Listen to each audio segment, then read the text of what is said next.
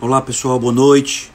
Vamos conversar hoje com o empresário, diretor do Museu da Fotografia, Silvio Frota. Sejam bem-vindos.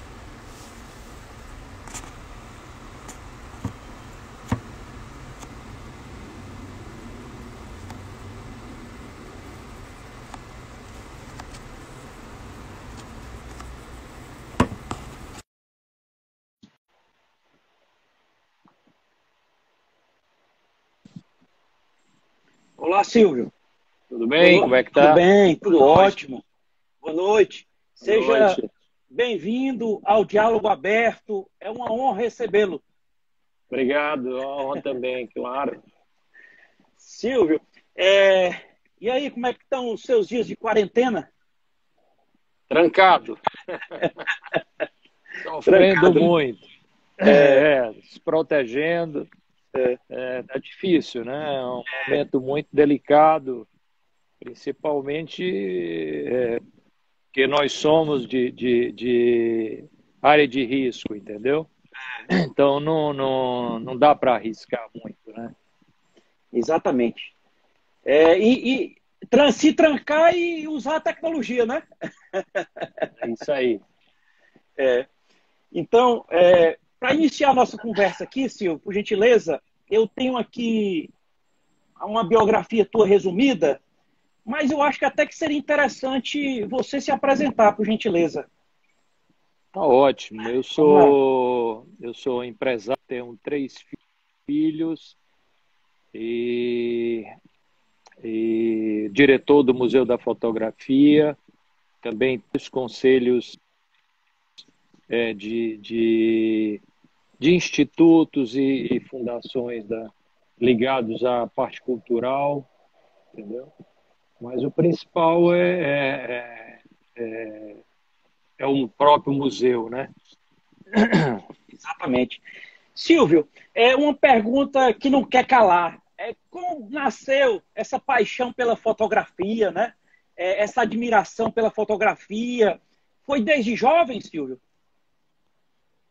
Não, na realidade não. Na realidade foi uma coisa muito tardia para mim.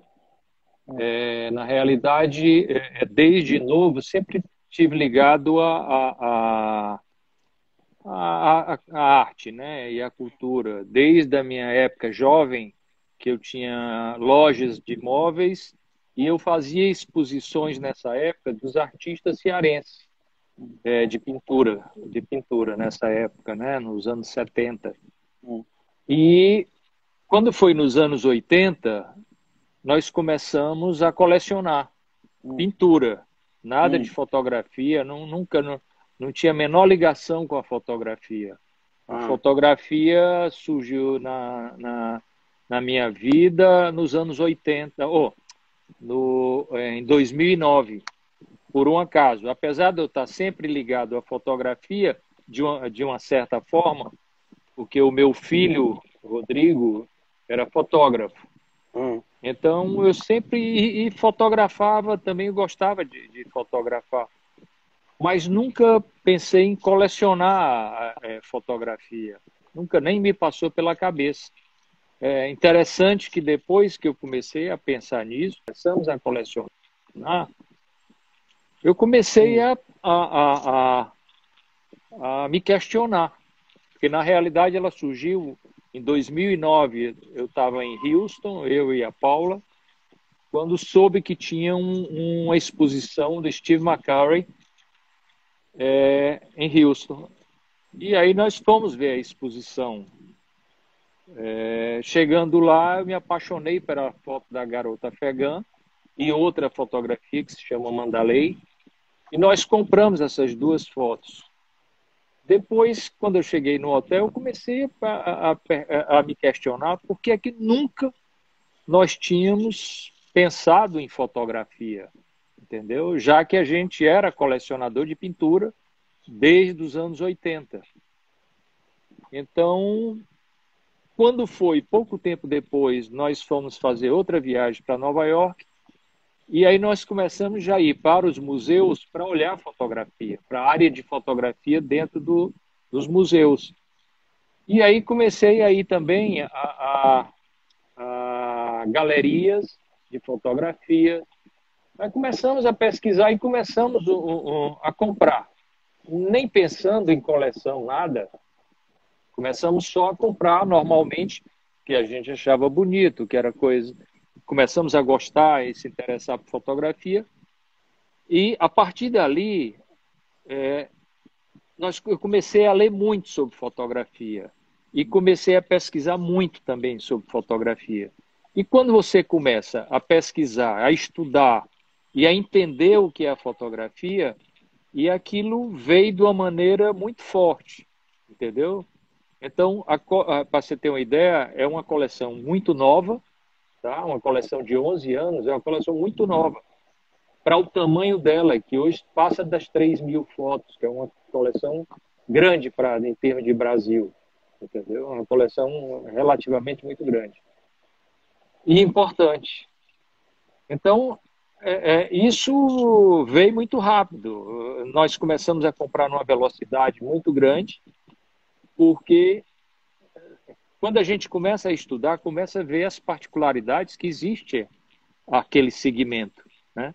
E durante um tempo, nós passamos uns 3, 4 anos sem comprar pintura. Quando a gente voltou, as pinturas tinham explodido os preços. Nós achávamos que ia acontecer a mesma coisa com a fotografia. Por isso é que houve a velocidade muito grande. E realmente nós estávamos certos. Hoje a fotografia, os preços explodiram no mundo inteiro, entendeu? Entendi. Silvio, no Brasil, existem quantos museus da fotografia? De fotografia existem 2 museus. Existe um museu em Curitiba, que é um museu da prefeitura, que é um museu pequeno da prefeitura. E existe o nosso museu. Na América Latina tem pouquíssimos, mesmo museus de fotografia, tem pouquíssimos. Tem um na Colômbia, um no Uruguai, entendeu? Basicamente é isso. Silvio, com relação...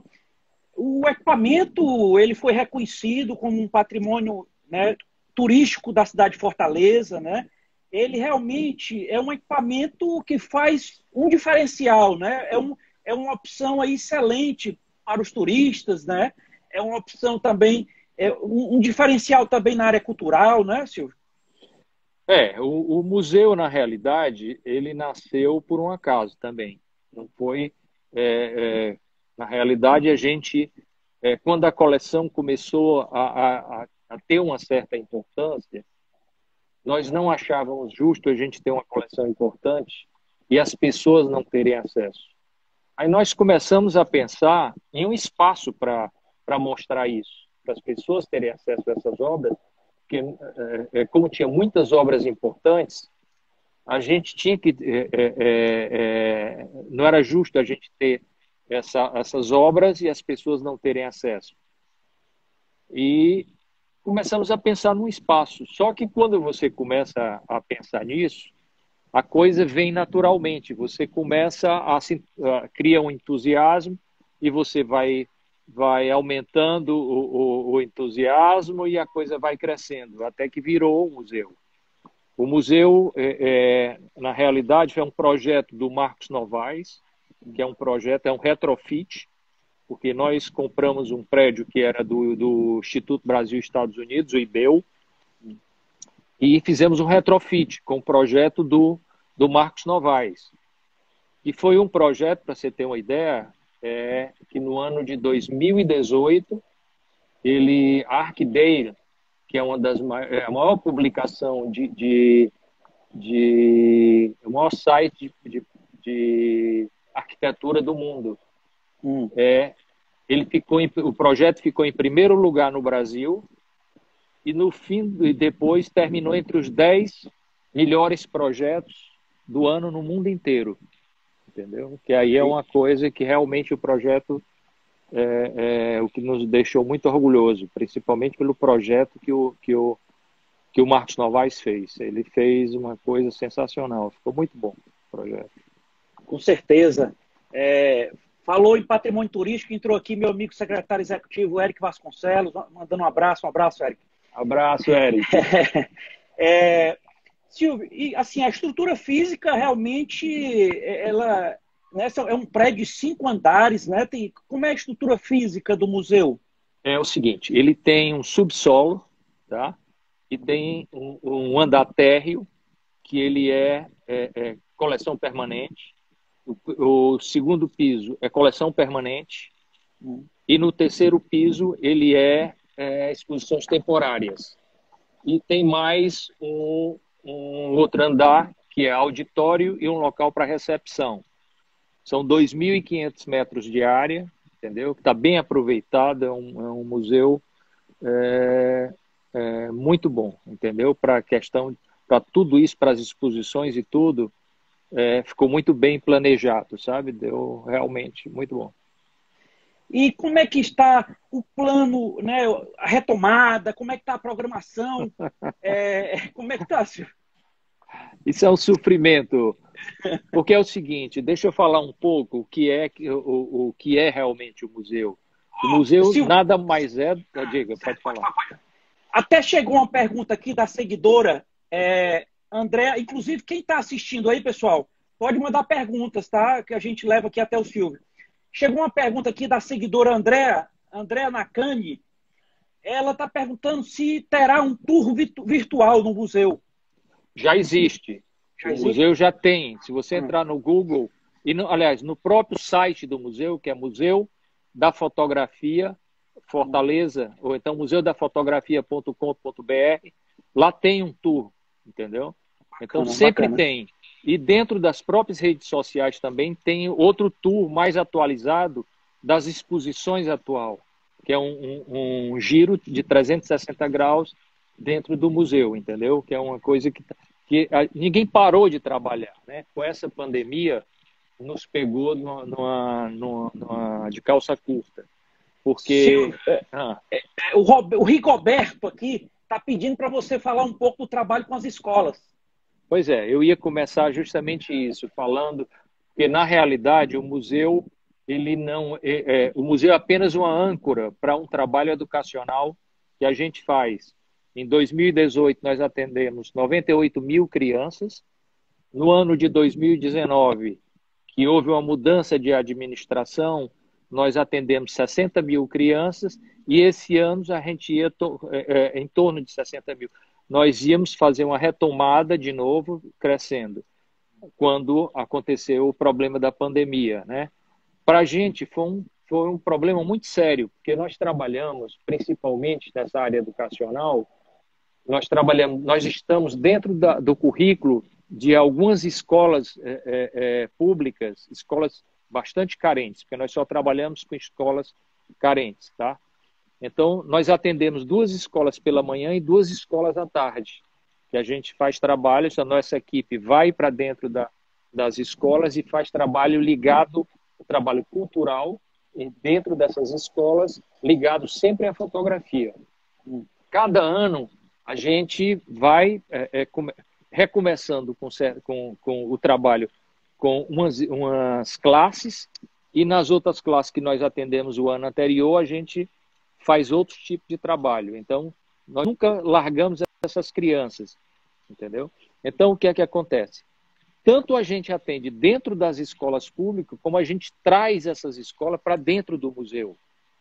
Nós atendemos por dia em torno de 200 a 250 crianças dentro do museu. Vale salientar que quem paga o ônibus somos nós, para você ter uma ideia. Não é ninguém paga essas escolas, somos nós que bancamos. Nós temos 1/3 do que nós necessitamos, nós temos parcerias que nos ajudam muito, mas representa apenas 1/3 do que é a real necessidade do museu.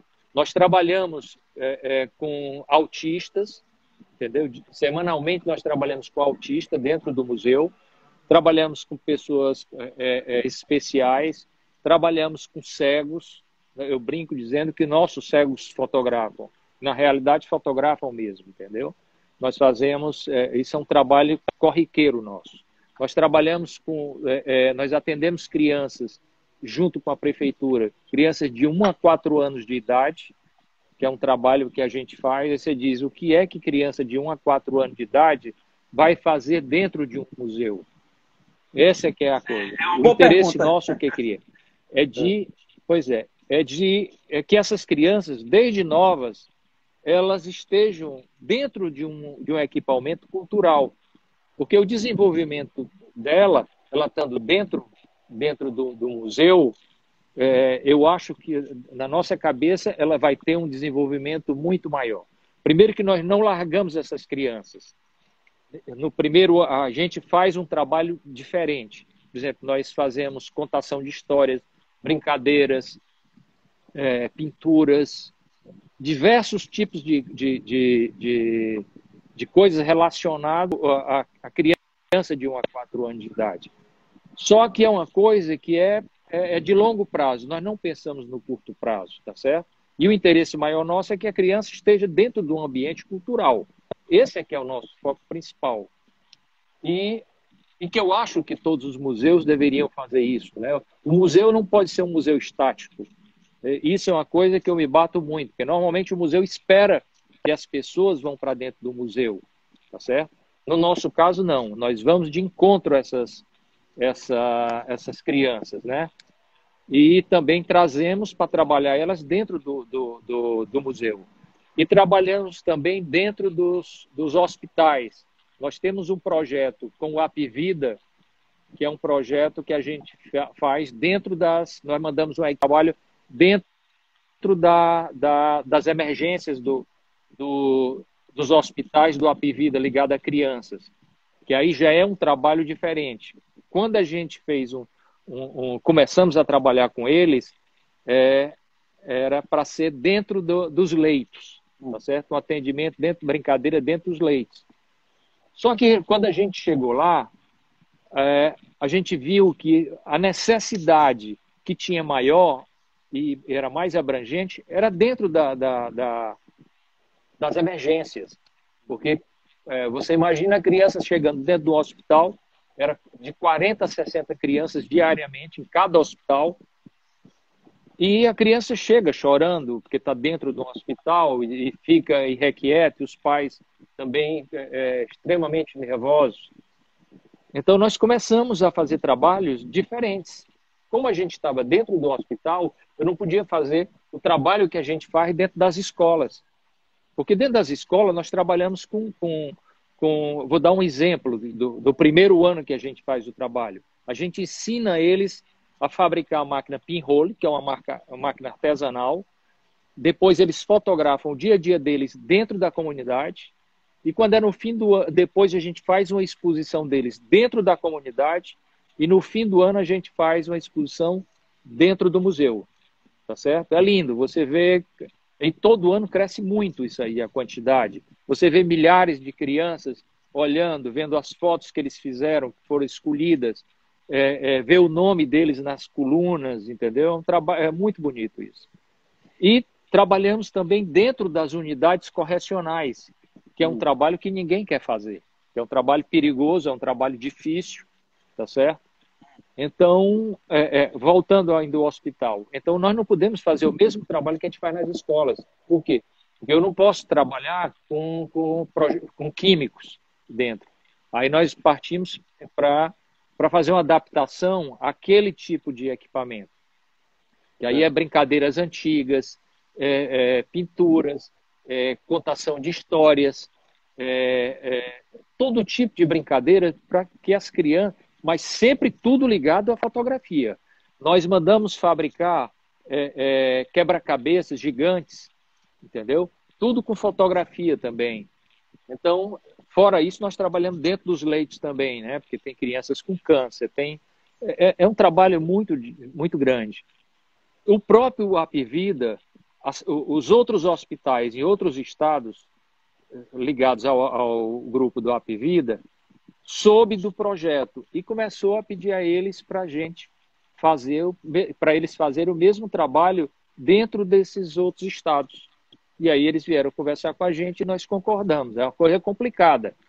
Porque aí nós temos que mandar uma equipe, em vez de mandar para um hospital dentro de Fortaleza ou dentro das escolas, nós tivemos que pegar equipes. Aí nós trabalhamos, o ano passado, nós trabalhamos em Belém, nós mandamos uma equipe para Natal, para Recife, para Salvador e Feira de Santana, sempre dentro dos hospitais. Então você vê o tamanho da dimensão do negócio e da carência que existe, né? Dentro da área cultural. Então, fora isso, nós temos diversos outros. Nós temos exposições de 3 em 3 meses. Nós temos palestras semanalmente com pessoas do Brasil e do exterior. Nós temos workshops. Nós temos, a quantidade de trabalho é um negócio gigantesco. Agora, eu acho que o principal é que os equipamentos... pouca gente sabe que no estado do Ceará existe 40 museus. O grande problema nosso... ninguém sabe disso. Que é uma coisa que para a gente, que é uma coisa que me deixa muito triste. É porque quando você vai para a Europa, para os Estados Unidos, ou para qualquer outro lugar, na hora que você chega, a primeira pergunta que você faz é quais são os museus, quais são os museus que existem, né? E você vai para os museus. Por que você não vai, ou não pega na mão do seu filho, e leva ele para dentro dos equipamentos culturais? Existem 40 museus no estado do Ceará. Eu não estou falando do Museu da Fotografia, eu estou falando de todos os museus, entendeu? Que estão aí e que são equipamentos fantásticos, todos são equipamentos fantásticos e com trabalhos muito interessantes e que ninguém lembra de levar os filhos para isso, tá certo? E uma coisa que me deixa triste é por que o museu... Aliás, eu não estou falando do museu aqui em Fortaleza, eu estou falando do museus do Brasil. Eles são equipamentos estáticos. Eles esperam que as pessoas vão para dentro do museu. Tá certo? O museu tem que ir de encontro às comunidades carentes. Esse aqui é o papel dele, é levar cultura para essas crianças que não têm acesso a isso, né? Então, o nosso trabalho que nós fazemos é levar isso. Nós fazemos exposições. Esse ano ia ser um ano completamente diferente. Nós já fazíamos exposições e trabalhos na região metropolitana e cidades perto de Fortaleza. O mais longe foi Jericoacoara, que a gente mandou a equipe para fazer trabalho lá, exposições e tudo. Esse ano, nós íamos realmente para o interior mesmo, para o grande interior, onde não tem acesso zero a exposições, à cultura. Você tirando Sobral, que é um diferencial, eu não conheço nenhum outro município carente que tenham exposições, que tenham trabalhos ligados à cultura que você consiga levar de encontro à comunidade, entendeu? Então, eu posso até estar sendo injusto com alguns municípios. O secretário Eric aqui, Vasconcelos, está corrigindo, são 43 museus, né? 43 museus de Fortaleza. Que ninguém sabe, né, Eric? Eu acho que vocês deveriam divulgar mais isso, porque ninguém sabe. O próprio Roberto Cláudio não sabia que existia isso. Eu conversando com ele, quando eu falei que existiam 40 museus, ele tomou um susto. Por quê? Porque não é divulgado isso, tá certo? É uma coisa que ninguém sabe que existe. E cada um tem um trabalho diferenciado. Tem o Museu do Ceará, que é lindíssimo, o próprio equipamento é lindo, tá certo? E muitos outros museus, e cada um tem uma peculiaridade diferente, um trabalho diferenciado. Só que a população não sabe disso. Esse acesso da população à cultura, não é, à arte, isso aí faz a diferença numa sociedade, né? Claro, claro. Eu vou lhe contar um caso para você entender como é que a coisa aparece, tá? Deixa só antes que eu esqueça. Nós trabalhamos também com orfanatos, que ninguém lembra de trabalhar. Nós trabalhamos com idosos, dos lares dos idosos, que também ninguém lembra deles, né? E muitos outros equipamentos desse tipo que isso a gente traz essas pessoas para dentro do museu. Nós mandamos ônibus para pegá-los e trazemos para dentro do museu. Todos eles, nós fazemos isso, entendeu? Eu ia falando do que agora me você É, falou com relação, eu falei o acesso à a população, ter acesso à cultura, à arte, isso faz a diferença, né? claro, eu ia contar o caso das unidades correcionais. Nós trabalhamos dentro das unidades correcionais masculina e feminina, tá certo? Então, nós fazemos um trabalho dentro das unidades correcionais, vai a nossa equipe fazer o trabalho e trazemos eles para dentro do museu. Quando a gente traz, para você ter uma ideia, digamos, se a gente traz 20, 30 crianças, tem mais do dobro de agentes prisionais dentro do equipamento fazendo isso, entendeu? Então, no fim do ano, houve a entrega da premiação deles, de um diploma do trabalho que eles fizeram. E na hora da entrega dos prêmios e tudo, dos certificados, o diretor do museu virou para mim e disse: Silvio, eu não sei se você sabe que muitas crianças, depois que saíram das unidades correcionais, voltaram para dentro do museu para visitar o museu e abraçar os educadores que fizeram o trabalho com eles. Tá certo? Então, isso, para mim, me deixou chocado e, principalmente, eu vi que o trabalho que a gente estava fazendo tinha realmente atingido o objetivo que a gente estava fazendo. E depois disso eu comecei a ver muitas crianças que realmente eram dessas unidades correcionais que vieram para o museu, que antes não teriam coragem nunca. Eu não estou falando nem porque saíram das unidades correcionais. É porque uma criança mais carente, ela normalmente tem medo de entrar num equipamento como o nosso. Então, quando a gente traz, nós trazemos por quê? Para quebrar esse estigma de que ali é um local para pessoas de um nível mais alto, tá certo? E isso realmente quebra, porque depois essas crianças dessas escolas, elas costumam vir depois com as famílias, entendeu? Então você vê que se você dá, tá certo? Alguma coisa, ela reveste na parte cultural, ela atinge os objetivos que você realmente se propõe. Tá? Sim, Silvia, é fantástico esse trabalho do museu, sabe? Eu tenho certeza que muita gente não tem noção da abrangência desse trabalho que o museu faz, sabe? É assim, fantástico. Realmente assim, é de arrepiar você falando o trabalho que o museu realiza.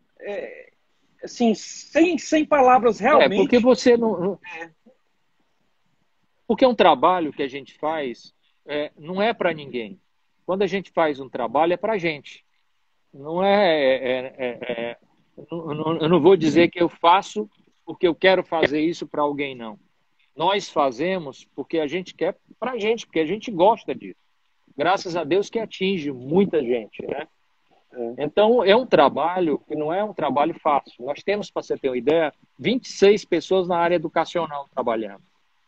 Que até um fato engraçado, eu estava em São Paulo, numa feira, e uma diretora de um grande museu em São Paulo estava conversando comigo, e aí ela me perguntou quantas pessoas eu estava, quando eu contei tudo sobre o museu, ela disse, quantas pessoas você tem na área educacional trabalhando? Eu digo, 26.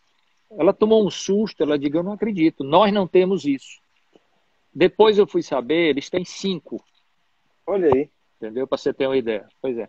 Então, é um trabalho que é complicado. Você tem equipamentos que estão fazendo trabalhos bonitos também. No interior de São Paulo, tem a Fama, que é a fundação do Marcos Amaro, que é fantástico também, entendeu?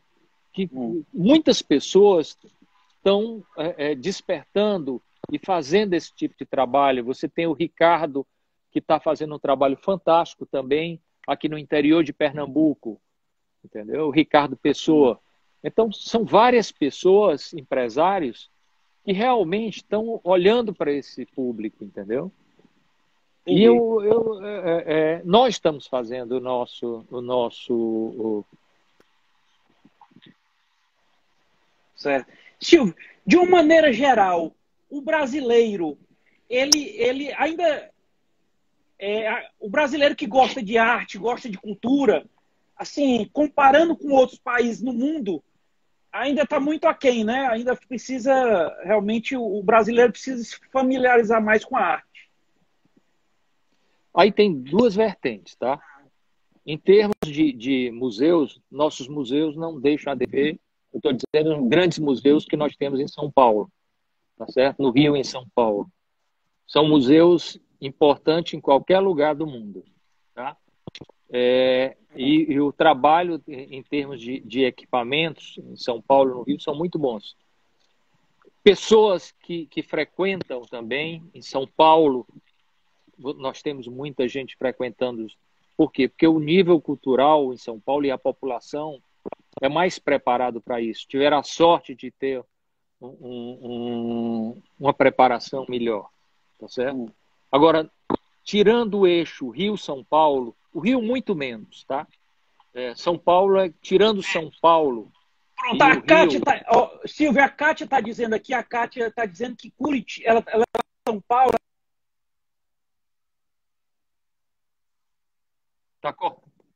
Tá cortando. Tá me ouvindo? Agora tô. A Kátia lá de São Paulo, realmente... ela tá dizendo, Curitiba, Minas Gerais e Rio de Janeiro. Ela está dizendo aqui em São Paulo, né?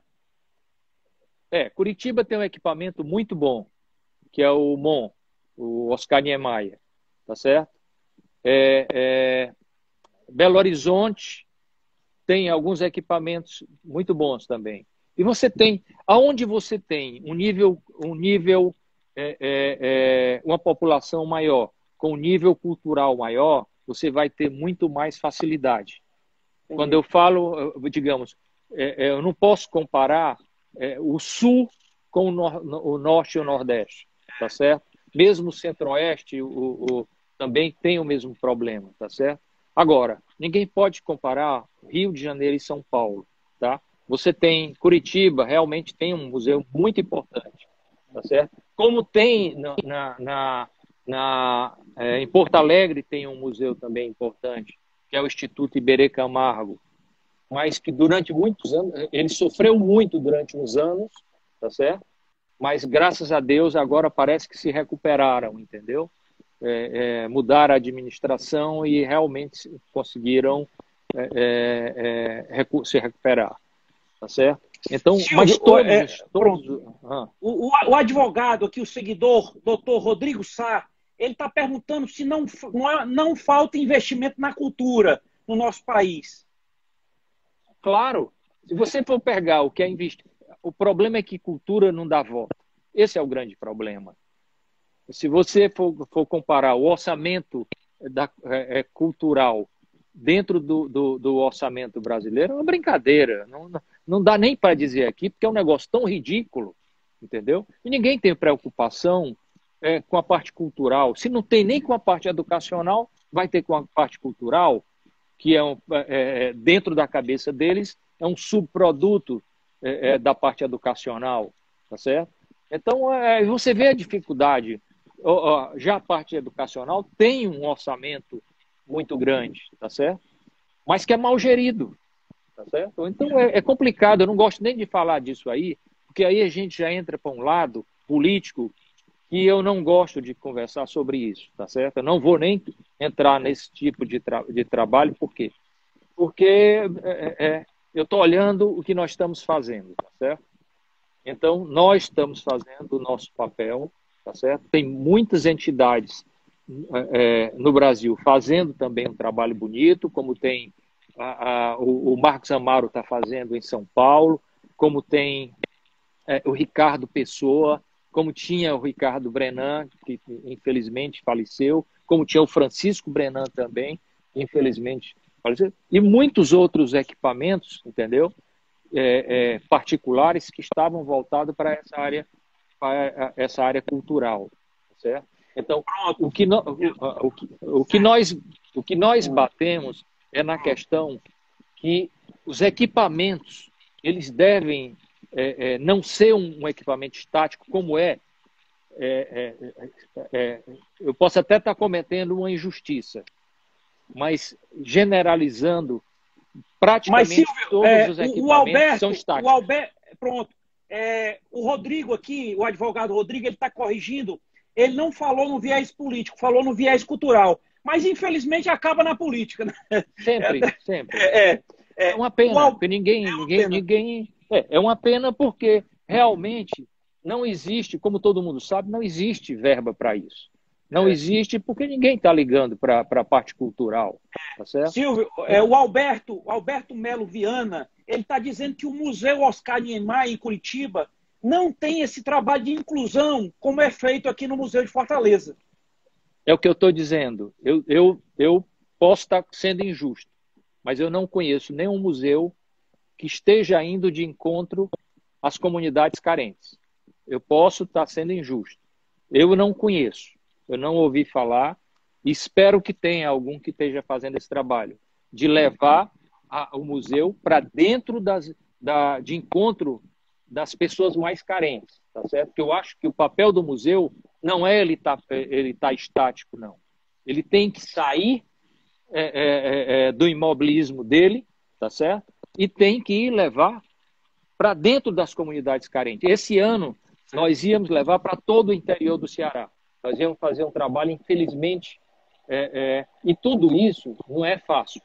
Para quem trabalha com isso, sabe que se a gente fosse pensar em termos de fazer conta, nós não faríamos. Qualquer pessoa que trabalha na área cultural sabe disso. Se você for fazer conta, você não faz. Silvio, chegou uma pergunta aqui da Natasha. Ela é uma grande profissional aí da área do turismo, tá?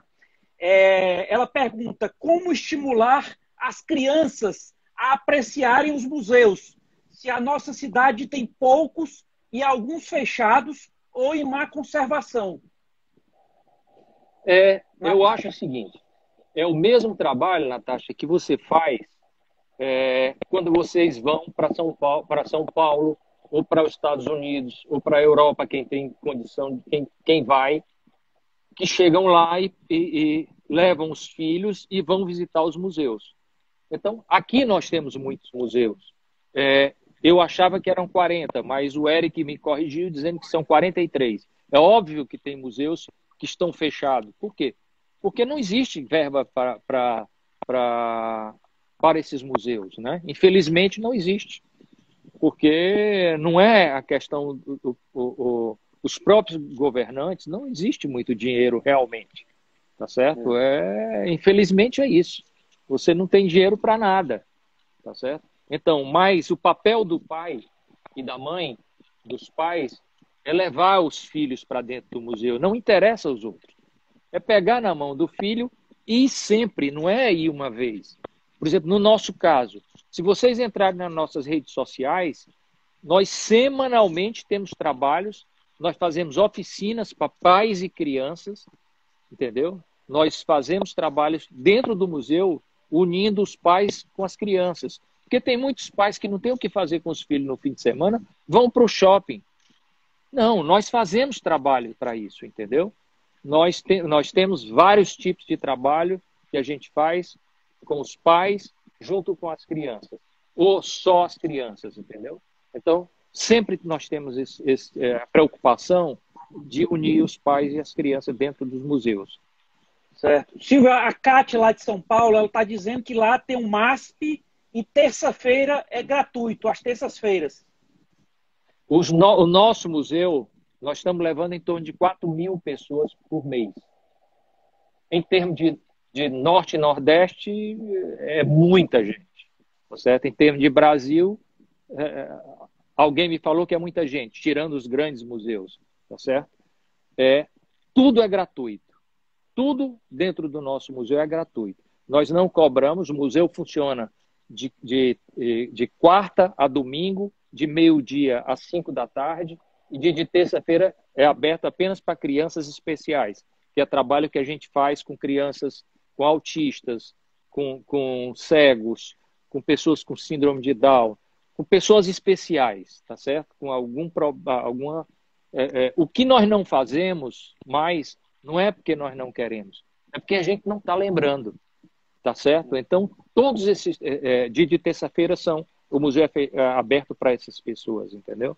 Que ele também pela manhã e à tarde. E como nós atendemos também crianças pela manhã e à tarde, entendeu? Então, o museu tudo é gratuito. Palestra é gratuita, tanto gente do Brasil como do exterior. Exposições que a gente faz de 3 em 3 meses com pessoas do Brasil e do exterior é gratuito.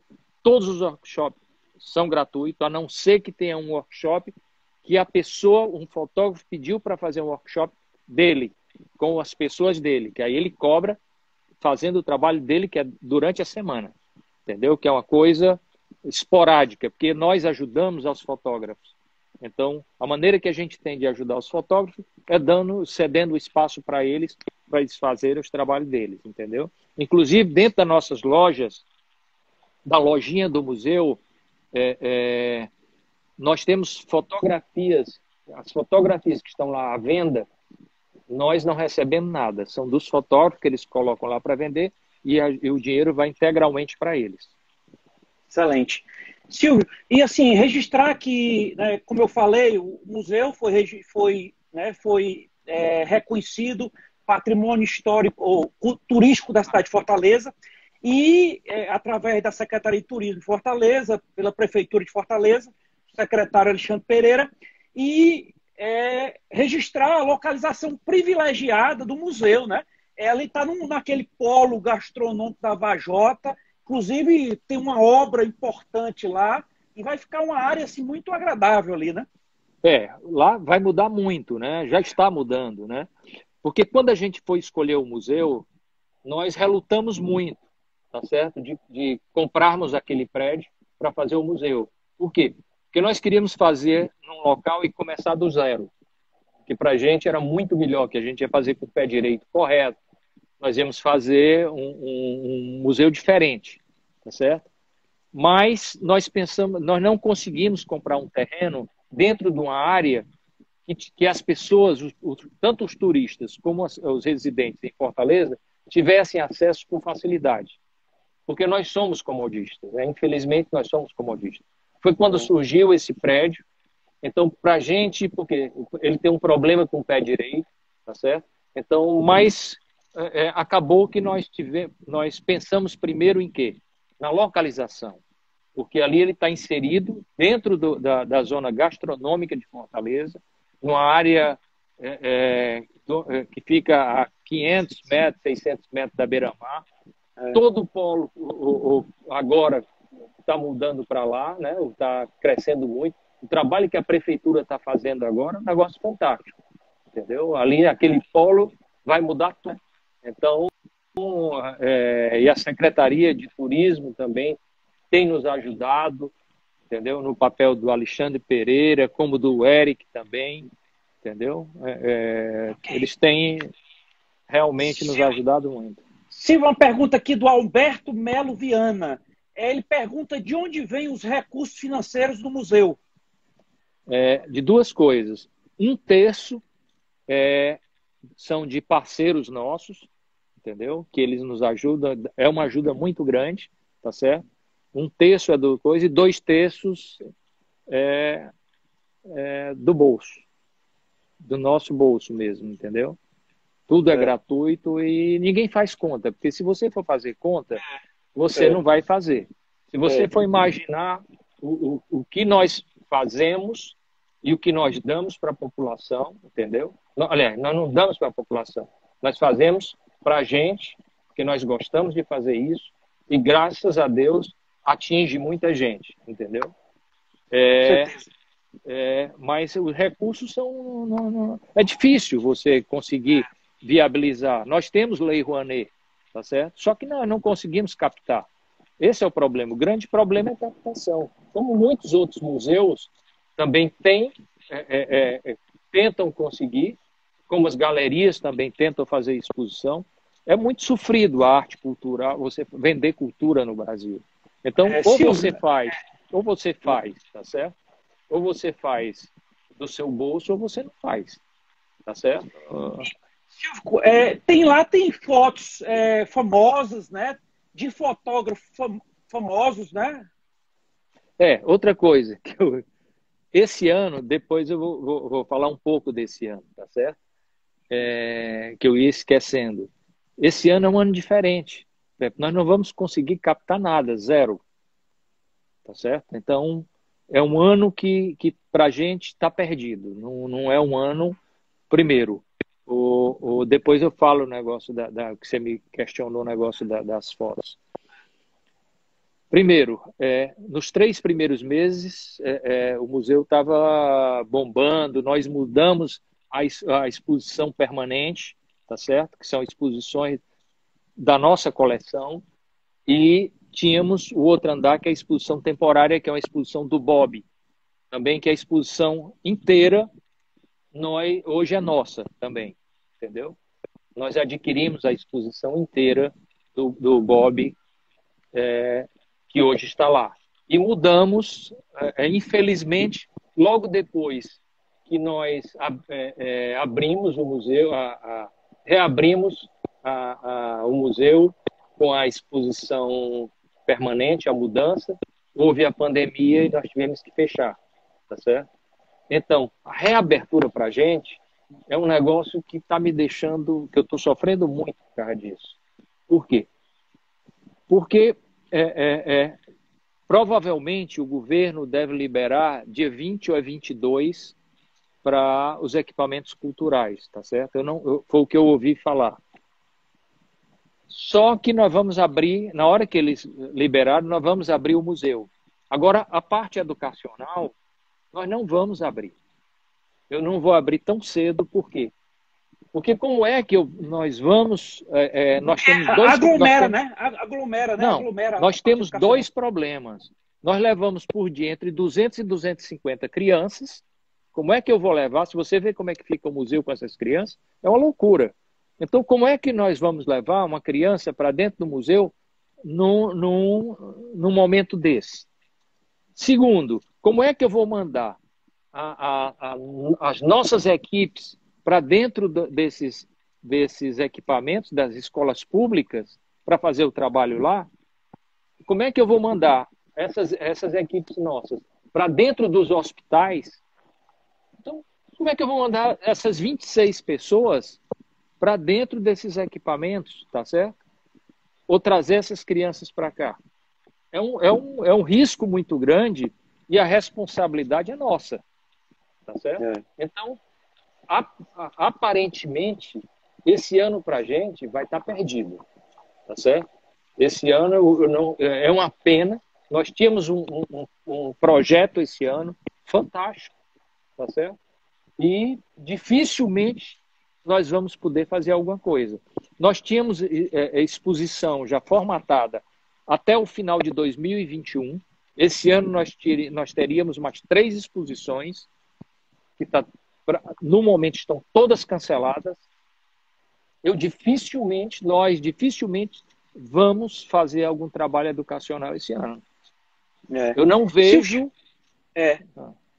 Chegou uma pergunta interessante aqui. Como é a formação do acervo do museu? Quais os critérios para as compras das obras? E como são as escolhas dos fotógrafos? Na realidade, é igual como nós começamos a coleção, tá certo? É uma coisa muito pessoal. É uma coisa... Por quê? Porque quando a gente escolhe por paixão o que a gente gosta, tá certo? Hoje nós recebemos muito bons de fotógrafos, tá certo? Então, hoje nós temos mais de 3.000 obras. É um volume absurdo. O que nós comprarmos agora vai ser acumulação, porque nós temos um problema hoje que é a nossa reserva técnica, que nós estamos tentando adquirir alguma casa perto do museu para fazermos a reserva técnica como deve ser, tá certo? Então, o critério hoje do fotógrafo para entrar dentro do museu, para nós adquirirmos, é muito subjetivo, porque é uma coisa de paixão, é a coleção, tá certo? É o que a gente vê, nós recebemos praticamente diariamente obras de artistas que eles mandam para a gente, PDFs, eu estou falando porque deve ter fotógrafos aqui que estão nos acompanhando, que eles mandam o PDF para a gente e a gente analisa, entendeu? Então, o que a gente compra muito são coleções fechadas, que é o que pouca gente faz isso. É um critério nosso, subjetivo, um critério que a gente tem. Por quê? Porque, por exemplo, nós fomos, tinha uma exposição na Pinacoteca de São Paulo dos irmãos Vargas. Nós compramos a exposição inteira, saiu da Pinacoteca de São Paulo e veio para cá. Queriam fazer uma exposição em São Paulo do Chambi. Ligaram para a gente pedindo para a gente comprar algumas obras. Nós compramos a exposição inteira no Peru, foi para São Paulo e depois veio para cá. Então, nós gostamos muito de comprar coleções fechadas. Nós testamos comprar uma obra do artista, porque às vezes uma obra não diz nada do artista, entendeu? A gente gosta, no mínimo, de comprar 5 obras. Normalmente Entendi. é mais obras que a gente compra. Silvio, chegou uma pergunta aqui perguntando se o acervo já está digitalizado. Nós estamos começando a digitalizar, tá certo? Nós temos digitalizado para a gente, internamente, tá certo? Mas nós vamos disponibilizar para a população todo o acervo. Como a quantidade é muito grande e entra a obra todo o tempo, nós não tivemos tempo de digitalizar para a população ainda, tá certo? Porque a gente precisa fazer um trabalho diferente. E aí a quantidade de fotógrafos que nós temos é muito grande, tá certo? Hoje deve estar entre 200 e 300 fotógrafos e com quase 3.000, mais de 3.000 obras, entendeu? Então todo dia cresce, entendeu? E tem fotos famosas lá, tem fotógrafos famosos, né? Tem, nós temos muitos dos grandes fotógrafos mundiais nós temos no museu, tá certo? Fotos importantíssimas a nível mundial nós temos dentro do museu. Por quê? Porque é justamente a importância que a gente da coleção é justamente isso. E o nosso papel é de levar para... Quando a gente começou a coleção começou a adquirir uma importância, foi justamente por isso que nós criamos um espaço para as pessoas terem acesso. Porque é muito injusto você ter obras importantes e as pessoas não terem acesso, principalmente numa região pobre como a nossa, tá certo? E que não tem muito acesso, poucos têm acesso a isso.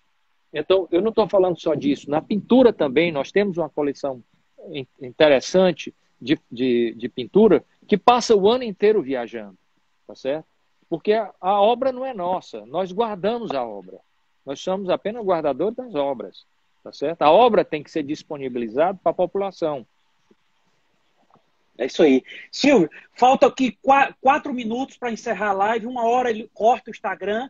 Né? Assim, quem está nos assistindo aí, quem não segue o Diálogo.aberto, pedir para seguir aí, nós estamos com lives diárias, com muito conteúdo, é importante acompanhar a nossa programação. E Silvio Frota, agradecer a tua gentileza de nos atender aqui. Assim, o teu trabalho é fantástico.